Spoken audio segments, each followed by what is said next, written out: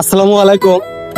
আজকে এই অবস্থানে এসে আমার একটি কন্টেন্ট মনে পড়ে গেল হর্ষদ বিলাল ভাই। তো আমি একটু বলি,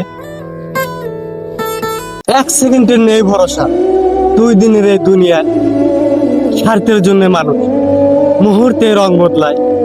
কবর কখন খবর দিবে সেটা কারো জানা নাই। স্রষ্টার কাছে মাপ চাওয়ার আগে আবার অনেকেরই হয়ে যায় শেষ বিদায়। প্রয়োজনে পাশে আসে, আবার দূরে চলে যায়। থাকতে মূল্য কয়জন বোঝে, হারালে তো সবারই মন পড়ায়। ভাই কেমন হলো? খুব সুন্দর সুন্দর কথা বলেছো। আমাদের এই কবরস্থানে সবাই আসতে হবে। কবরস্থান এমন একটা জিনিস, এখন সবাই হেলা করতেছে। এই মরণকালে সবাই আসে, বয়স্ক কালে আসে সবাই বুঝতে পারে জিনিসটা।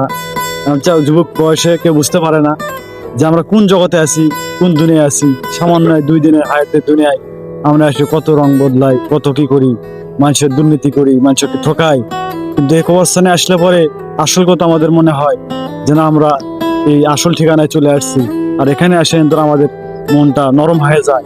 আমরা খুব একটা ভালো উদ্যোগ নিছি, সবাই আমাদের পাশে দাঁড়াবেন। আমরা কবরস্থানকে আরো বড় করব।